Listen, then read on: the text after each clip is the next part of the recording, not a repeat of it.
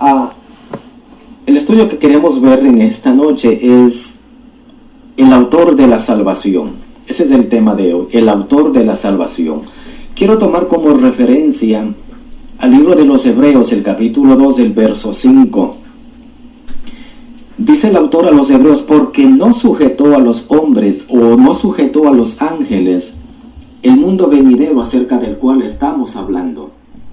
Pero alguien testificó en cierto lugar diciendo, ¿qué es el hombre para que te acuerdes de él? ¿O el hijo del hombre para que le visites? Le hiciste un poco menor que los ángeles, le coronaste de gloria y de honra, y le pusiste sobre las obras de tus manos. Ahora nos saltamos al verso 10, dice, porque convenía a aquel por cuya causa son todas las cosas, y por quien todas las cosas subsisten, que habiendo de llevar muchos hijos a la gloria, perfeccionase por aflicciones al autor de la salvación de ellos. Yo quiero tomar como referencia de esta escritura que hemos leído, el comienzo del verso 5 dice, porque no sujetó a los ángeles el mundo venidero acerca del cual estamos hablando. El autor a los Hebreos está trayendo a colación, si ustedes leen los versos antes del capítulo 2, viene hablando acerca de la salvación, viene hablando que no descuidemos de esta salvación tan grande. Porque dice que después de haber escuchado todo, dice que nosotros tenemos que poner mayor atención a las cosas que hemos oído, no sea que nos deslicemos, viene hablando el autor a los Hebreos, hablando de esta salvación. Entonces comienza el capítulo 2, dice, porque no sujetó a los ángeles el mundo venidero acerca del cual estamos hablando. El autor a los Hebreos está recalcando que la salvación no fue diseñada para los ángeles. La salvación nunca fue hecha para los ángeles, porque los ángeles son seres espirituales que no participaron de cuerpo, no participaron de carne y sangre. Y al no participar de carne y sangre, no se les podía imputar la ley de la muerte y de la condenación que entró por medio de Adán. Entonces los ángeles estaban exentos de salvación porque ellos no tenían un cuerpo. Por eso dice, porque no sujetó, o sea, no está sujeto para los ángeles el mundo de la salvación acerca del cual estamos hablando. Pero ¿para quién fue diseñada la salvación? Dice el verso 6, pero alguien testificó en cierto lugar diciendo, ¿qué es el hombre? Para que te acuerdes de él. ¿O el hijo del hombre para que lo visites? Le hiciste un poco menor que los ángeles y le coronaste de gloria y de honra.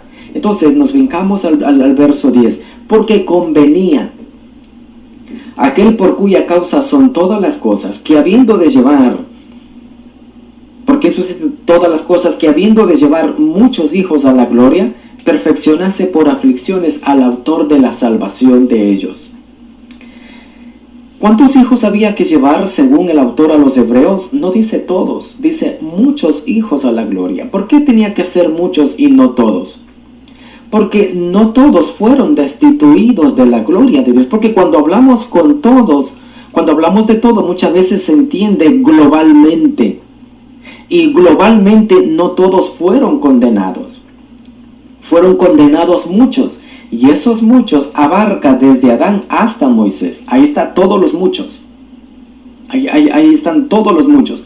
Todos los que venimos después de la quita del pecado, después de la consumación de todas las cosas, ya a nosotros no había que llevarnos a la gloria. Nosotros nacimos en gloria. Esa es la gran diferencia.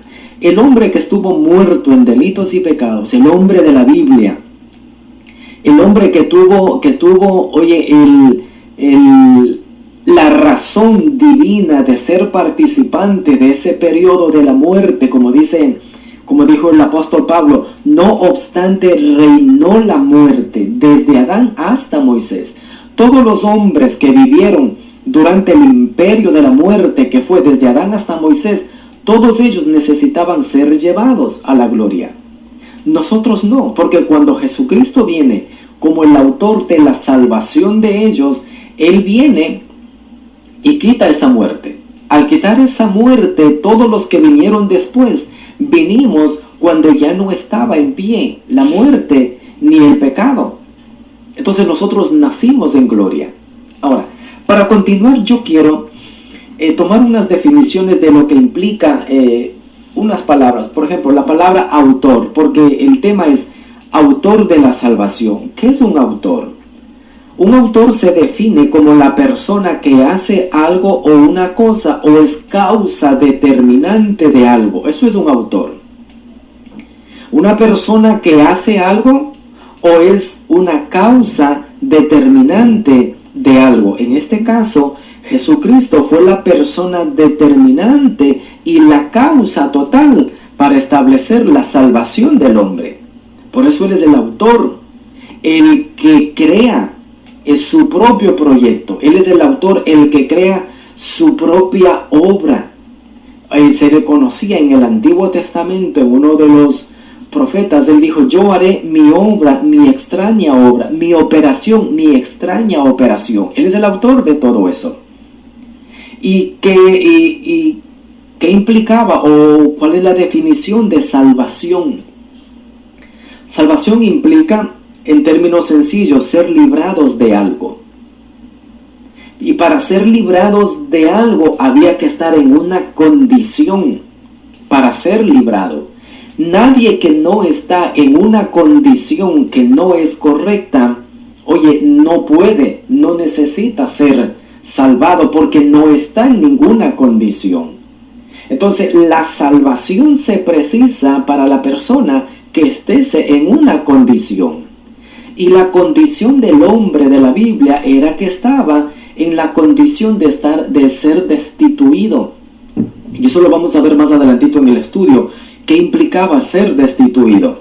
Ahora, ya teniendo en mente estas definiciones de autor y de lo que implicaba una salvación, quiero que tengamos en mente 3 reflexiones, porque de estas 3 reflexiones vamos a ir hablando y desarrollando el tema. La primera reflexión: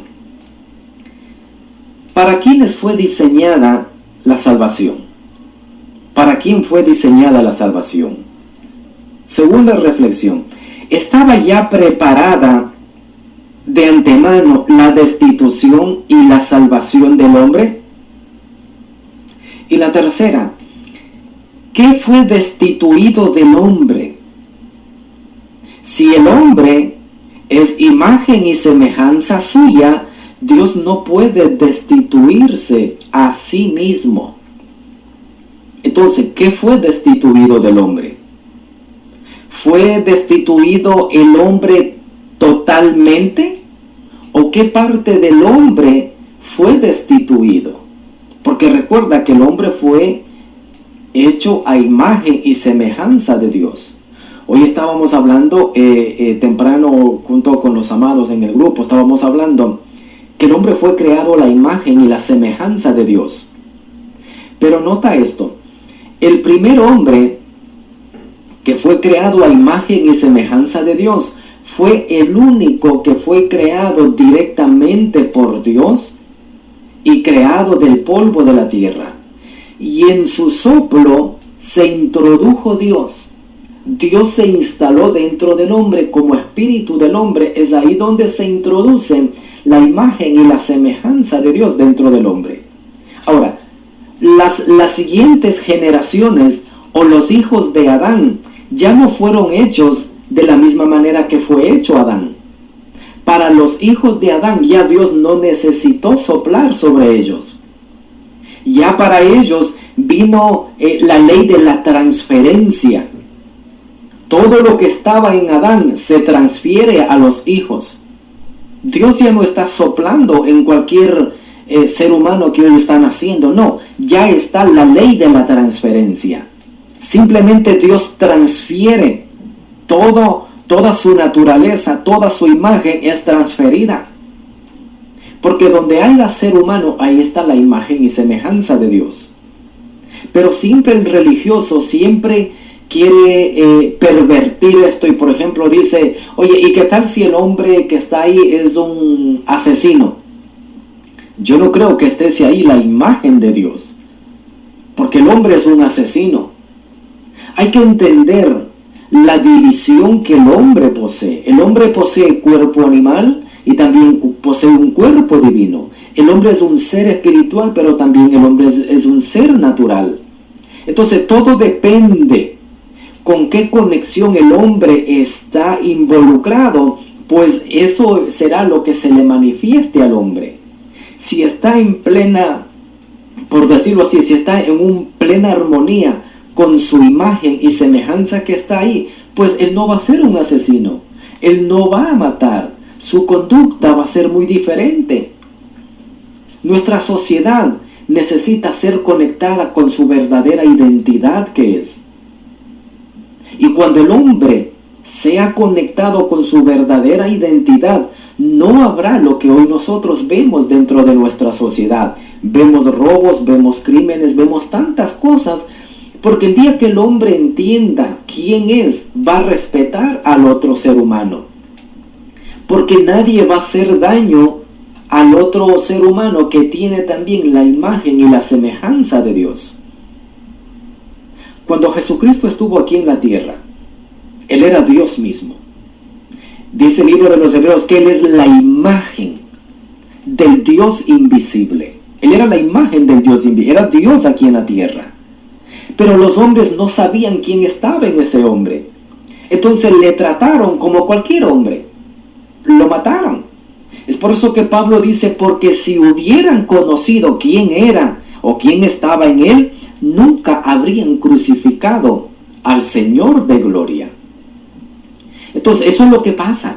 Cuando el hombre no sabe quién está en el hombre, por eso siempre atenta, roba y hace tanto daño, perjudica a otro hombre, porque no sabe quién está en el hombre. Si no sabe quién está en él mismo, tampoco puede entender quién está en el otro ser humano. Entonces cuando nosotros entendemos quién está, cuando tú hablas con otra persona, lo tratas como la imagen y la semejanza de Dios, que es la otra persona. Eso es bien importante. Entonces, ¿para quién? Vamos a tomar la primera reflexión. ¿Para quién fue diseñada la salvación? Una salvación siempre está diseñada para alguien que está fuera de una regla, fuera de una violación, de una ley, fuera de los límites morales o espirituales trazados y delineados por Dios. Esas son las personas que necesitan salvación. Todos los que fueron, que violaron los principios. Y recuérdate esto, que la condenación no vino por muchos pecados. La condenación vino por un solo pecado. Un solo pecado fue suficiente para romper los límites donde Dios le puso al hombre y el hombre salir de esos límites. ¿Recuerdas cuando Dios le dijo a Adán, le dijo, mira Adán, de todos los árboles que están aquí, tú puedes comer, menos de este. Ya le estaba poniendo los límites de su habitación. Le puso bajo límites. Entonces cuando él viola los límites, rompe las reglas, sale de los límites morales y espirituales que Dios le traza al hombre, y al entrar en esa transgresión es que se viola esa ley, y entonces el hombre entra en la contrapuesta para necesitar de salvación. Adán no conocía ese principio. Adán no conocía el principio de salvación. Adán simplemente pecó, y lo que se conoce como históricamente es las palabras que Dios le dijo, oye Adán, ¿acaso tú hiciste lo que yo te mandé que no hicieras? Entonces viene el argumento que nosotros conocemos, el argumento que establece Adán. Oh, la mujer que me diste, va donde la mujer, oh, la serpiente fue. Entonces el argumento. Pero ellos argumentaron cuando ya estaban fuera de los límites, no dentro de los límites. Porque cuando se está dentro de los límites establecidos, no hay argumento porque no hay transgresión todavía. Cuando se violan los límites, entonces ahí viene el argumento. ¿Por qué viene el argumento? Porque uno quiere justificarse a uno mismo los actos que uno ha hecho. Entonces Adán comenzó a argumentar porque ya estaba fuera del límite que Dios le estableció. Y nosotros ya sabemos qué es lo que estaba pasando ahí con Adán cuando Dios le dijo: oye, Adán, el día que tú comas de esto, ciertamente morirás. Ciertamente morirás. Ahora, nota esto. Cuando Dios crea al hombre, lo que estábamos hablando al comienzo, cuando Dios crea al hombre, aunque estaba dentro del huerto con todas las libertades y toda la bendición que estaba sobre él, sobre Adán, dentro del hombre, también Dios le delineó, como decíamos, le puso cercas, le puso unos límites para donde él pueda funcionar. Ahora nota esto. ¿Por qué si Adán era un hombre que no conocía la codicia, no conocía la malicia, era perfecto, tenía una santidad, no conocía nada de lo que es la maldad? ¿Por qué Dios tuvo que ponerle límites? ¿Por qué se pone límites? ¿Por qué Dios no le dejó que si el hombre a la final es santo, es perfecto, no conoce el pecado, es la imagen de Dios? ¿Por qué tener desconfianza en decir: por acá no me vengas, solo por acá quédate caminando, pero por acá no me vengas? ¿Sabe por qué? Porque ya todo estaba preparado por Dios. La religión ha metido a nuestra gente que el pecado que cometió Adán le tomó por sorpresa a Dios. Entonces Dios tuvo que preparar de ahí el plan de salvación. Ahí entonces Dios comienza a trabajar para establecer el plan de salvación. Eso es mentira. Todo fue conocido por Él antes de que todo existiera. Por eso Él es Dios. Dios se caracteriza por conocer todas las cosas antes de que sucedan. Esa es la armonía del Dios absoluto. Conocer todas las cosas antes de que sucedan. Y alguien dirá: pero si Dios sabe lo que va a suceder, ¿por qué no lo evita? ¿Por qué Dios no lo evita? ¿Sabes qué pasa si Dios llega a evitar algo? El hombre no va a aprender. ¿Cuántos de nosotros tú no has dicho a tus hijos, le has dicho: mira, ¿sabes qué? No hagas esto. Y no lo hace caso, porque nadie aprende con palabras, sino que en la práctica es que uno aprende. Entonces su plan ya estaba establecido. Su plan ya estaba establecido.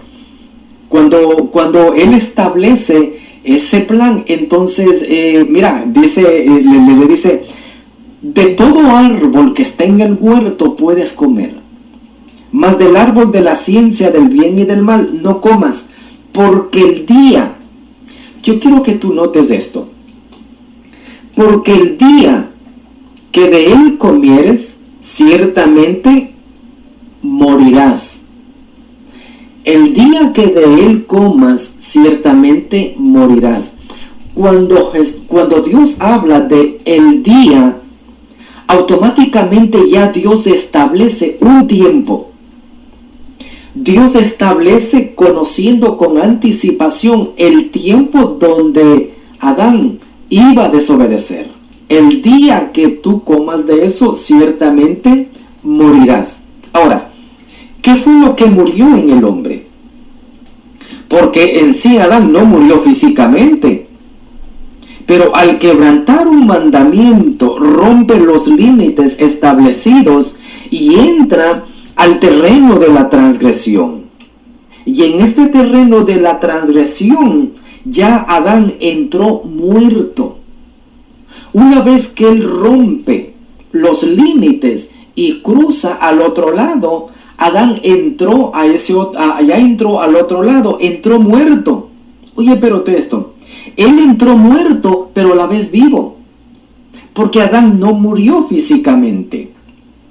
Entonces, ¿qué es lo que murió en Adán? ¿Qué parte es lo que murió en Adán? Y te pregunto esto, ¿habrá muerto la imagen y la semejanza de Dios? Si la imagen y la semejanza de Dios que estaba en Adán llega a morir, quiere decir que esas imágenes, que la imagen de Dios y la semejanza de Dios no es eterna. Está sujeta a muerte. Entonces, ¿qué es lo que murió en Adán? Eso lo vamos a ver en la tercera reflexión. ¿Qué es lo que murió en Adán? Porque recuerda, Dios le dijo, el día que tú comas de esto, ciertamente morirás. Pero a Dios le tocó hablar con un muerto. Pero el muerto podía conversar con Dios porque le dijo, Señor, escuché tu voz y me escondí porque tuve miedo. Estando muerto, hablaba, pero ¿qué es lo que estaba muerto en él? Eso es lo que queremos ver. Y eso quizá lo vamos a ver en la tercera reflexión. Así que Adán, mira qué contradicción. Así que Adán vivió muerto. Adán vivió muerto. Y todo el género humano nacía vivo, pero a la vez muerto. Por una ley de asimismo, por una ley de transferencia. Por esa ley de transferencia, todos los que nacían en la línea de Adán nacían muertos, pero vivos en su área humana. Su cuerpo estaba vivo, pero dentro de ellos no estaba funcionando algo porque eso fue bloqueado. Ahora, quiero que nosotros entendamos algo. Muerto no implica aniquilación. Muerto no implica una aniquilación total. Porque muerto también implicaba una separación o una destitución. Y eso lo vamos a ir viendo poco a poco. Entonces, cuando Adán ya desobedece y Adán nosotros ya hablamos de lo que pasó, esa transferencia de Adán automáticamente pasa a todas las generaciones. En la cuenta de Adán como cabeza del género humano, todos estaban en esa cuenta de él. Todos. Todo lo que Adán hacía afectaba a los demás, a los que estaban en su cuenta. Es como, por ejemplo, si tú tienes una cuenta del banco y tú eres el capitalista mayor, por decirlo así, pero tienes en la cuenta 10 personas más. Todo lo que tú hagas en la cuenta va a afectar a los que están metidos en esa cuenta. Afecta a todos. El movimiento de la cabeza principal en la cuenta va a afectar hasta el más pequeño que estés involucrado o estés metido en la cuenta. En la cuenta de Adán estuvo metido todo el género humano. Por eso dice el apóstol Pablo, uno pecó, luego todos pecaron. Uno murió, luego todos murieron. El pecado entró a través de un hombre y la muerte entró también por medio del pecado. Así la muerte pasó. La ley de la transferencia. La muerte se transfirió a todos los hombres. Pero esa muerte que era transferible, ¿hasta dónde llegó a ser transferible? Porque recuerda que hasta hoy ya esa ley de transferencia ya no está en pie. ¿Tú sabes por qué no está en pie? Porque esa cuenta ya se anuló. Y esa cuenta, cuando está anulada, alguien que anula una cuenta en el banco y alguien va y dice, no, mira, ¿sabes qué? Esta cuenta ya está anulada. Oh, pero yo tenía ahí $1,000,000. Lo siento, pero esta cuenta está anulada. Tú no tienes nada. Es por eso que tú no te puedes identificar con la cuenta de Adán. Porque tú no estabas metido en esa cuenta.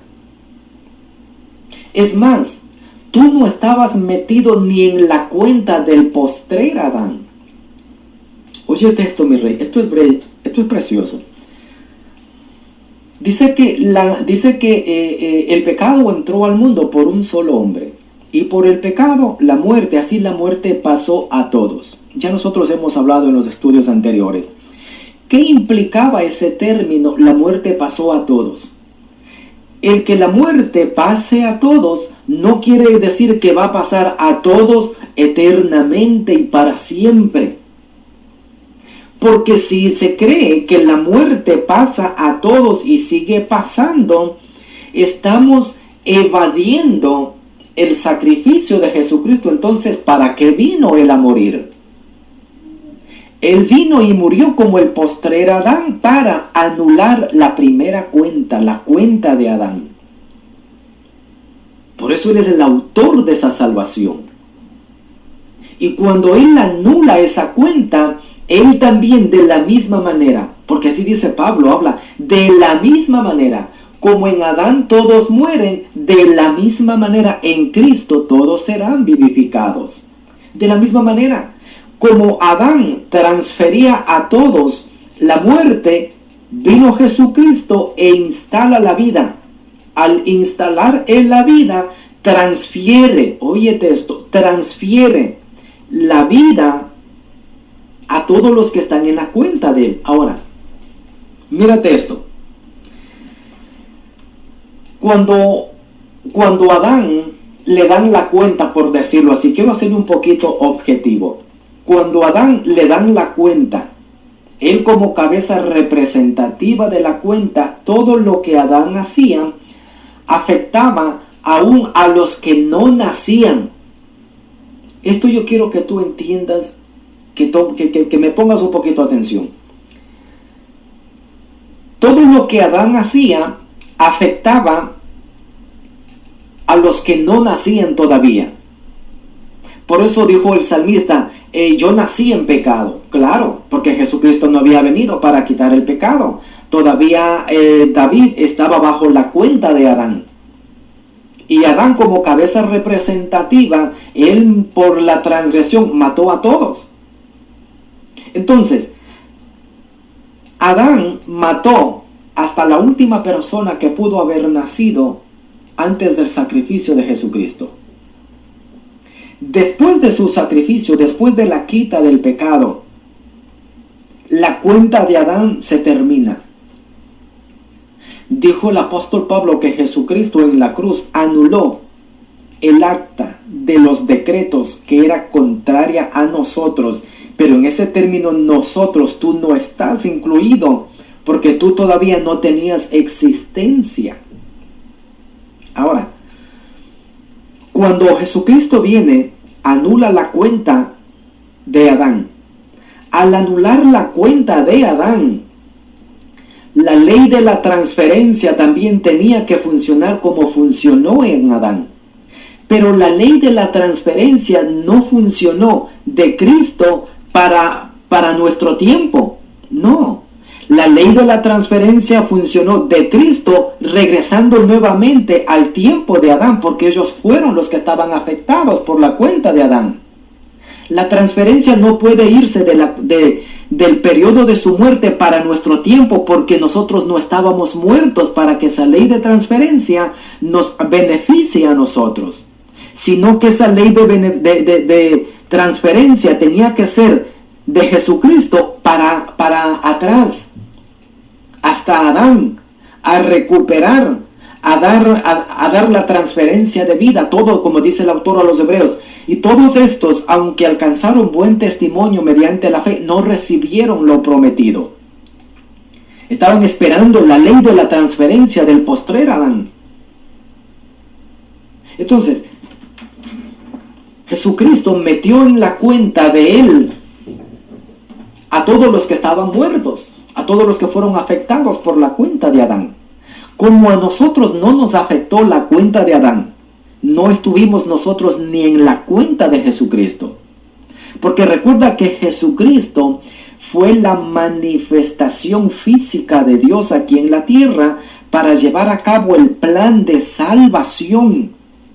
Y una vez Él termina su plan de salvación, Dios que estaba dentro de ese cuerpo se desviste de ese cuerpo para llegar nuevamente a ser lo que siempre Él fue, Dios en todo y en todos. Es por eso que nosotros no nos podemos identificar con la manifestación física de Dios, porque ya Dios no está en esa manifestación física. Dios es Dios ahora, sin ninguna manifestación de las que tuvo en el pasado. ¿Recuerdas que una vez dijo el apóstol Pablo: si a Cristo conocimos según la carne, ya no lo conocemos? Y Pablo también menciona en cuanto a Jesucristo, que vino del linaje de David, dice que era como hombre, dice, el cual es Dios sobre todas las cosas. Por eso nosotros no buscamos un mediador. Pablo dice, porque hay un solo mediador entre Dios y los hombres, Jesucristo hombre. Ese mediador ya terminó su función. Terminó su función. Es como, por ejemplo, imagínate que nosotros estuviéramos, los que estamos aquí en el área de los Estados Unidos, que estuviéramos nosotros, o que la gente estuviera haciendo reclamos y yéndose a la Casa Blanca, dándole complaint a George Bush, como que él estuviera en la Casa Blanca siendo de presidente todavía. Él ya no está. Su periodo terminó. Él ya no está en la Casa Blanca. Así como Dios ya no está en Jesucristo. Buscar a Dios por medio de Jesucristo es como ir a la Casa Blanca a buscar al presidente que ya salió, que ya terminó su periodo. Él no está ahí. Dios volvió a su esfera que siempre fue. Dios en todo y en todos. Esa es la gran verdad a la cual nosotros tenemos que disfrutar de todo esto. Cuando nosotros hablemos del pecado, cuando nosotros hablemos de la transgresión, cuando nosotros hablemos de la muerte de Jesucristo, cuando hablemos de la quita del pecado, de la justificación del hombre, todo eso nosotros lo vamos a entender como algo pasado, como algo que ya se cumplió, como algo que ya tomó lugar. Dios, al vestirse en ese cuerpo llamado Jesucristo, llegó a cumplir todo eso. Nosotros llegamos después. Entonces, nosotros estamos entendiendo lo que dijimos, tanto muerte como pecado, destitución, todo eso estamos entendiendo por conocimiento, pero no por participación. Porque nosotros no participamos de eso. Nosotros simplemente estamos entendiendo por medio del conocimiento lo que se estableció en los escritos que hoy nosotros conocemos como la Biblia. Por eso no te debes tú identificar con eso, porque tú estás fuera de todo eso. Eso es lo que molesta a la religión. Eso es lo que molesta al religioso. Que digan cómo es que ellos no se identifican con la Biblia, porque la Biblia es palabra de Dios. Tú te has preguntado, ¿quién dijo que la Biblia es palabra de Dios? Jesús dijo, las palabras que yo os he hablado son espíritu y son vida. Él no dijo, la Biblia, que es mi palabra, son espíritu y son vida, porque todavía no estaba nada escrito en el tiempo que Él estuvo hablando. Y dijimos en uno de los estudios anteriores, Jesús no mandó a nadie que escribiera. Si Él hubiera sido de suma importancia escribir, Él se hubiera dedicado a escribir. Lo que pasa es que lo que Él hablaba, eso era vida. Pero ¿vida para quién? No vida para ti.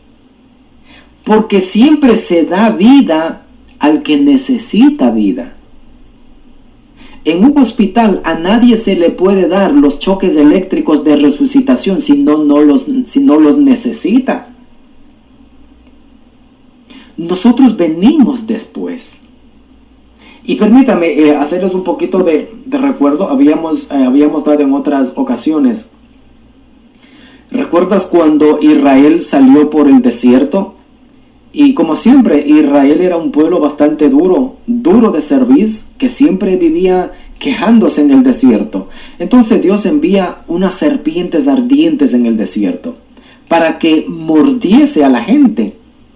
Entonces murieron miles de gente.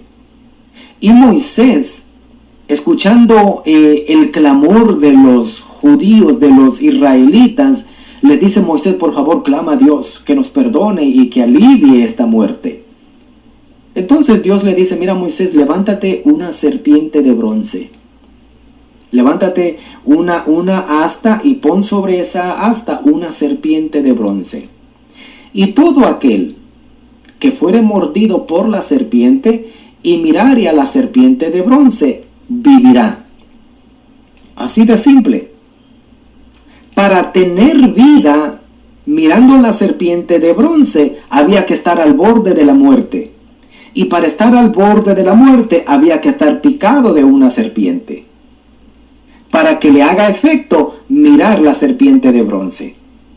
Si alguien no era mordido por la serpiente y miraba a la serpiente de bronce, no había ningún efecto, porque no había veneno en el sistema de esa persona. La serpiente no lo había mordido. La serpiente implica el pecado, porque solo el pecado fue el que mató al género humano. Nosotros venimos después que Él destruyó a la serpiente antigua, que fue el pecado. Él destruye la serpiente antigua que se llamaba diablo, se llamaba pecado. Él destruye. Entonces cuando tú vienes, ya no tienes que mirar a ninguna cruz, porque no hay efecto. Porque nunca hubo veneno en tu sistema, nunca hubo muerte en tu sistema. Entonces cuando entendemos eso, tú te colocas en un tiempo glorioso para tu vida. Cuando tú entiendes eso, tú te colocas en el mejor momento de tu vida. No vas a tener mala conciencia, vas a funcionar legalmente en esa eternidad que está dentro de ti. Vamos a funcionar nosotros en la excelencia, porque la excelencia es el terreno de los reyes. Y un rey es uno que tiene conocimiento, que tiene dominio, que sabe controlar, tiene control sobre todo lo que le rodea. Eso es un rey. Y tú eres un rey. Por eso tienes que estar en la excelencia, en este pleno conocimiento.